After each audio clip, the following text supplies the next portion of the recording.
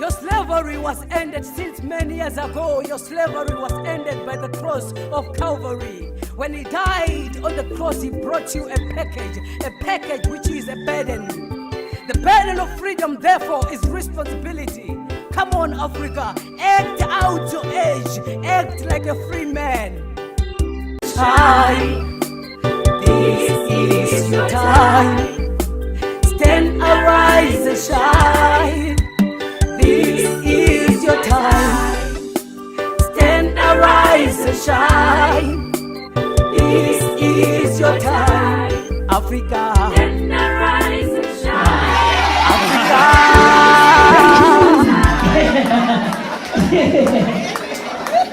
Thank you. The topic is think and act like we have titled African Minds in the Cemetery, where I have the chapter which is entitled Think and Act Like a Free Man. Before that, let me come before you and I say, I'm very glad to have this opportunity to stand before you. I'm very humbled to stand before you, especially the leadership of this church. If you go to other ministries, they don't have this opportunity to stand before their elders and share the word of God. And I share with you today not because I am an exceller or an expert. It's simply because we are allowed in our church to do it. So by that, our church and its leadership deserves a hand of applause. Oh, yes. Do it like you mean it. They deserve a hand of applause. Okay, let me ask one of our pastors to pray for us before the word. Shall we pray? Gracious Father, we are so thankful this morning. Thank you, Father, for the moment of receiving your word. Thank you, Father, for even anointing the speaker, the anointing the lips of clay, that he may be able, Father, to articulate your word. Thank you, Father, for blessing us as we receive the word this morning. In Jesus' name we pray. Amen. Thank you, Pastor. Okay. Think and act like a free man. We want to move like we mean it. And Exodus, have you opened your Bible? Exodus chapter 13, verse 17. And you can also put on hold Exodus chapter 18, 40 to 25. I'm just going to highlight on that one. Okay. When the chairman, Mr. Spencer, was asking for my profile, I simply said to him, I'm a college dropout. I dropped out when I was doing social work at UNISA. So by that I did it because it's good, you know, you can give people excuses for your failure. You come to me, why are you not making it in life? I say, I'm a college dropout, I didn't find money to go to the university. So that is why I'm failing in life. It's an excuse, right? A reasonable one. It makes sense. Right? Because in many cases we make excuses and we even at times go ahead even to blame other people for our failure. But that's not life. Okay, can somebody read? I don't want to read because you think that I will be lying. Somebody read Exodus chapter 13, verse 17. Exodus 13, verse 17. Then it came to pass, when Pharaoh had let the people go, that God did not lead them by way of the land of the Philistines, although that was near. For God said, lest perhaps the people change their minds when they see war and return to Egypt. Thank you. You see, that's God here. The people of Israel have been crying for 400 years of slavery in Israel. And after that, God remembered them and he said, now you can leave Egypt, the land of slavery, unto the land flowing with milk and honey. But he said, I shall guide you by the way of the wilderness, not the way that was short. You know, the shortest way that they were supposed to use, they didn't have the sea. But even the way that they actually led through was not that too much long. Because for other people, they say it's nearly 600 kilometers. So you can walk in what? In 30 days, crossing over to what? To Canaan. But these people, surprisingly, they took how many? How long? 40 years. 40 years. Another person said, I would like to ask Moses and understand what kind of laziness it was. That a journey which you can walk through just within 30 days, people would spend how long? 40 years. What was happening? Okay, God said, I want them to walk through the wilderness, because if they go through this one, they will face the Philistines, and the Philistines will attack them with their wars, and what will happen? The people will repent. Mark that word. The people will repent, and when they repent, what will happen? They will go back to slavery, to Egypt. So there are two types of repentance. You can either repent going to the promised land, or you can either repent going back to slavery. To repent means to change your mind. To change your mind. So you can change your mind and say, no, I cannot bear this, so let me just go back and be a slave of Pharaoh. It's better than to be pierced with what? A spear and die. Okay. The background of Moses is, Moses was born as an Israelite but raised in Pharaoh's house. This guy is the only slave that got education. But by that time, it was not good education. It was slavery education. Slavery education intends to what? To mentally castrate you. Even those people who were also slaves during that time, they were also being mentally conditioned or mentally castrated. So in this sense, these people being slaves, they lived in Egypt. As they lived in Egypt, what happened? Moses one day saw a slave being abused, and he killed the slave master, and he ran to Midian. Midian, I love this land, is called, another word for Midian in the present day is Ethiopia. If you do your analysis very well, you find that Midian today is Ethiopia, where Moses met Jethro. And what I love about Ethiopia is that of all the African countries that were colonized, Ethiopia is the only country that was never colonized. That is to say, all the Zimbabweans were colonized, South Africans, Namibians, and so whatever were colonized. But Ethiopia still thinks and acts like a free man. So Moses went to a free land and faced Jethro, the priest, and he was educated in the right way. When that happened now,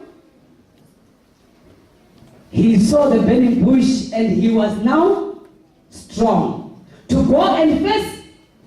I want you to tell me what has changed now. Moses is running away from Pharaoh. They said Pharaoh is going to kill you, right? But now Moses is coming back with boldness to face the Pharaoh that he ran after. He's now no longer afraid of death. But during that time he was afraid of death, right?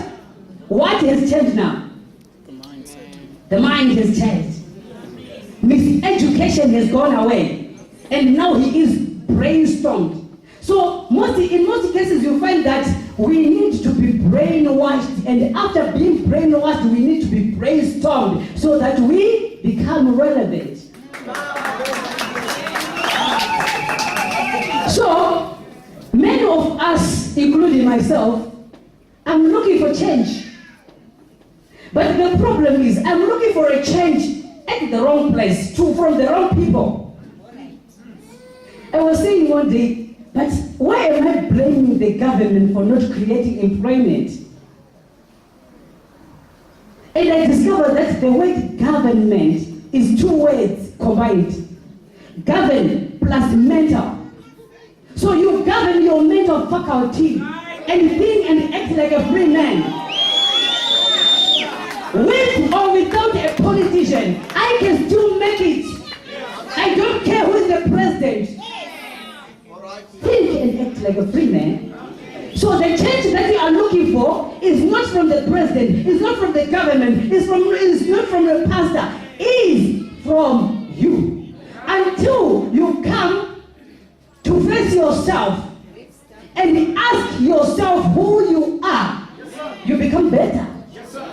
The change you are looking for is inside or on the outside of you. Then I would like to also say there are 3 spirits that lead or guide the human man. 3 spirits. We have got the spirit of slavery when you are in Egypt, and you've got the spirit of the wilderness when you are delivered. Then we have the spirit of freedom when you are now living in Canaan. Which of the 3 spirits are you using? So you find out that during slavery, when you are having the spirit of slavery, you always dance according to Pharaoh's tune. So when Pharaoh says, you are going to eat this today, amen, boss. When Pharaoh says, today you wake up at 4 and go and work until 9 p.m., amen. Right. So the Israelites were not able to think using their minds. They were only being guided by Pharaoh and told what and what not to do. Now God has delivered them. He led them into the wilderness. You are going to find out the significance of the wilderness. God is very clever. That is why the Bible says He is omniscient. He knows all things. Even things that you are going to think tomorrow, He knows. So when He says go through the wilderness, He means it because He knows who you are and what you may do and what your response or what your attitude could be. So God says you have to go through the wilderness. Why the wilderness? I'm going to expand on that a little bit, but let me also say the mind therefore is the greatest prison behind whose burglary doors many of us are locked. The mind is the greatest prison behind whose burglary doors many of us are locked. We may be praising, doing this and this, but I said to somebody, if you want to tell me that you are free, I don't care how much you speak. Show me how you think and how you act. That is done. Because you spend the whole day crying for a politician who is not doing reforms. Don't you know that same politician is still a slave as well? So why should you follow another slave? Then the greatest battlefield in life is not found in Iraq, Baghdad, or in Afghanistan. The greatest battlefield in the world is found in the human mind. Then, the most difficult project, this one was said by Miles Monroe, he said the most difficult project on earth is not construction of a rocket to go to the moon or to Mars or whatever.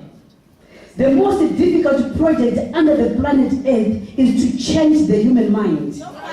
By the end of the day, you discover that even God, He said, these people are stiff-necked. I can no longer deal with them. Now I have a plan. Let me kill all of them and leave their seed. Only their seed shall see the promised land. Why? That project failed to change the human mind. Even God cannot change the human mind. How can you change somebody? It takes the will of a person to be changed. If a person chooses no, it's a no. That is why normally when I talk to people, I don't want reasons. I just say yes or no, say. Thank you. We don't want meanderings. Yes or no, say. You see? Powerful. Then, believing in God does not guarantee change. Yes. This is Miles Monroe again. If you believe in God, that does not guarantee you'll be changed. Amen. Believing in God will never guarantee that you are changed. You can only be changed when you conceive the seed of faith in your heart and believe God is able to do exceedingly above all that you can think or imagine. Now, the definition of slavery.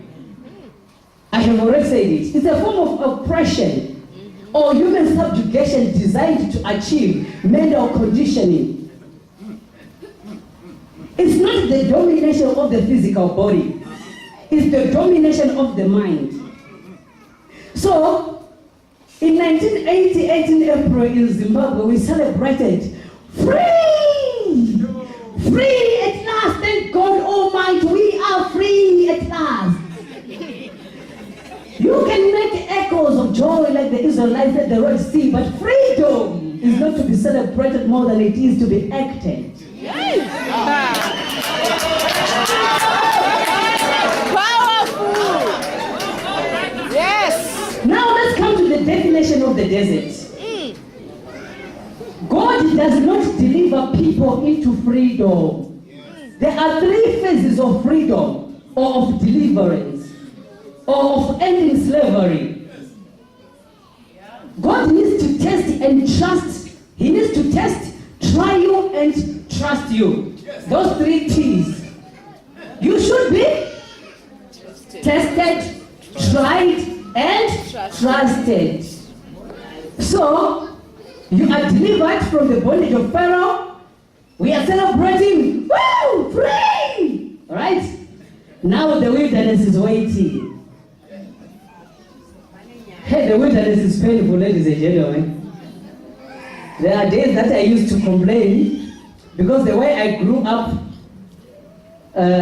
my parents don't know much about paying school fees for me because I grew up with the hands of politicians. So I was relying on politicians. I was educated until Form 6 by politicians. Now at last, this politician said to me, apply at USAID. If you fail to find a place at USAID, I cannot continue to sponsor you. I applied at USAID. I was not good at maths. I'm not good at numbers. So I failed maths. USAID said they want maths. And then I lost the place. So I began to get worried, and the desert was too hard. Remember when you used to get everything when you were going to school, uniforms, books, whatever. You see? And I was worried and worried. But in 2013, I pledged myself to read the whole Bible from Genesis to Revelation to see what life is really like. When I read the book of Moses, every 6 months, I read the book of Exodus. I revise it. Every 6 months, I go to the book of Genesis. Those two books have changed my life and they have helped me to understand life. So you may say I'm preaching the Old Testament, I'm youth, I should preach. Don't worry about that. Before Jesus came to earth in the physical form, he introduced himself through Moses. The life of Moses is basically or totally the same with the life of Jesus. Then, let me move forward and say the manufacturer tests the products before it leaves the factory. Powerful! Yes! The wilderness is symbolic of a state of barrenness. The wilderness is barren. There is no plants that grow to bigger heights. There is no water. There is no clouds. Always hot. Dusty and windy. That's the wilderness. So why should you go into that wilderness? Because God wants you to become too personal to yourself before you come too personal with God. Jesus. So a lot of us, we hurry too much to be too personal with God before we are too personal with the self. When purpose is not known, abuse is inevitable.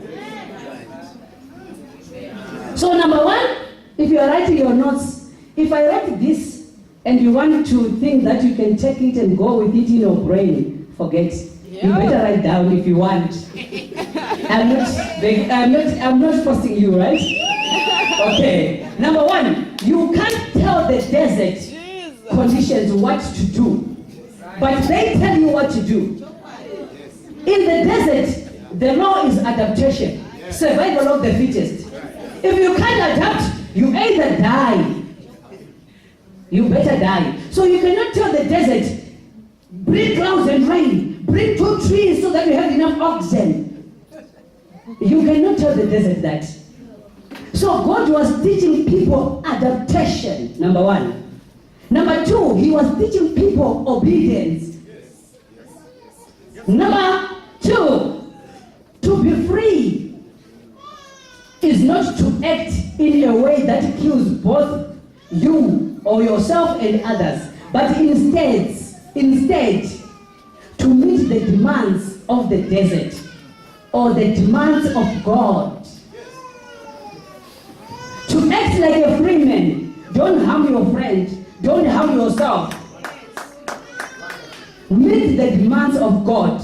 And in Genesis, I love the Bible. The Bible says, when God created Adam, he gave them all the animals of the sea, all the waters of the ocean, and he said, these, they shall be unto you. Use them for God and for man. So your purpose for existence is to do something that God will say, well done. That man will say, wow. Thank you. People were crying when Mandela died, but I was rejoicing. Oh. People were crying when Miles Monroe died, but I was rejoicing. Because I got something from those people. If you die having accomplished your purpose, we celebrate, we don't cry. But if you see us crying when you die, in other words, we are saying, God, you took him young. He has not yet brought anything to us. He has died, but he went back to heaven with all that he had. Oh God, shame. I don't cry when a famous person died. I rejoice, I celebrate a life well lived. Resistance. Number 3. Let your no be no. Let your yes be yes. The desert teaches you resistance to pressure. Many people, they ask me many times, who is your friend? I have no friend, but I'm a friend of everybody.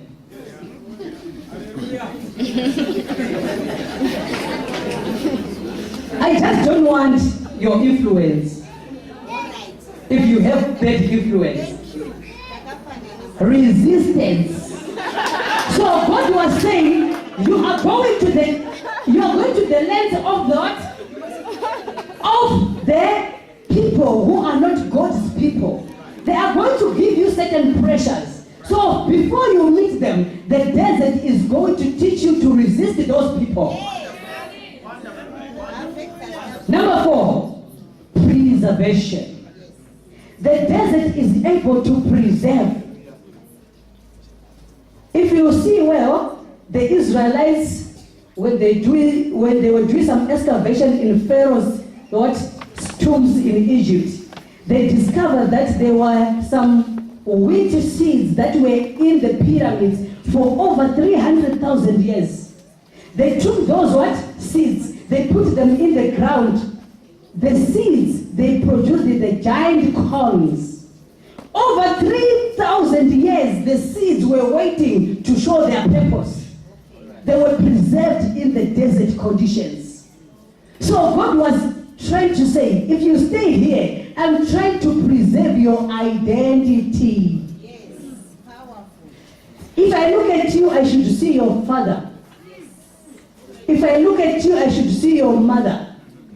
If I can't see your mother in you, if I can't see your father in you, you are imitating another father out there.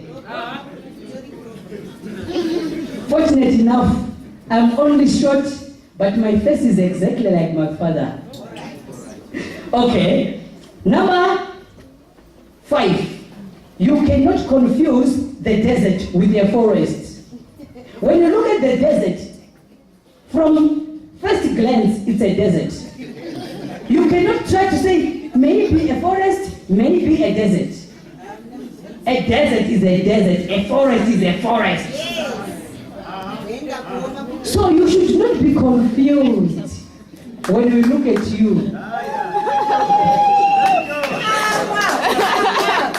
Number 6, influence. It influences what you eat, dress, the nature of house you are going to build, the economic activities you are going to do in the desert are controlled by the desert conditions. When you look or when you live in the desert, you adapt. If you don't adapt, you die. So, everything that you are going to do, you are told by the desert. God created laws in the Bible. God created laws in the Bible. So there is no other law you should live by. That's the influence of the law. That's the power of the desert. Finally, number 7, you don't resist the desert. It tells you what to do. Finally, you either do it or you die. As simple as that. So finally, we are going to come at the definition of freedom that we saw, that we are so hungry or desperately yearning for. What is freedom? There are some acts of so-called freedom that destroys freedom. We act thinking that it's a way of acting as a free man, but by the end of the day, they destroy our freedom. That is why the Bible says there is a way that seems right unto men, but the end thereof leads unto destruction. The slave master has removed the physical chains, but he has left the spiritual or the mental chains. We are free, we can dance, we can do everything. But when it comes to mind, it is still crippled. The spirit is still crippled. So this refers to 2 areas. Either me as a Christian or as a citizen in the country. The British government went back to Britain, but still we are blaming each other. It's this one. How can I do this? It's this one. So we always transfer blame. Because I don't have a job, so it's the government. So it's my employer. He does not want to increase the salary.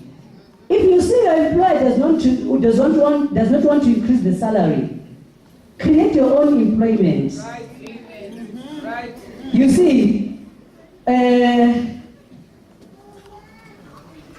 we can give excuses. I'm a college dropout, so I don't have what?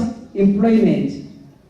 But Bill Gates in America, Steve Jobs in America, and who else? Mark Zuckerberg. These amazing guys, they can tell you it's good to drop out of college because I'm now a billionaire. Not only a billionaire, a multi-billionaire. Rated at 90,000, 85,000 billion, but a college dropout. Then there is another one who holds a professor's degree in robotics. He comes to you, I graduated in Japan, I did robotic engineering, but it's only that the government is not creating employment. What's the difference between the 2 people? How they think, their attitude toward things. It's all about how you see things. Don't blame somebody. I thought perhaps you did robotic engineering to create employment in the government. But you come back to blame the same government that educated you. Who is to blame for that? Before you point a finger like this, 4 of them are pointing back to you.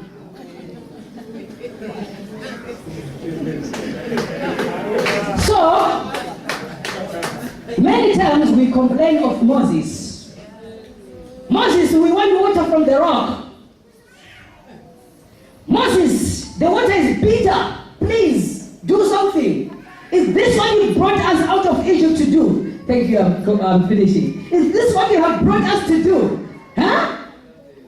We always point at Moses. But let me tell you something that happened in the book of Joshua,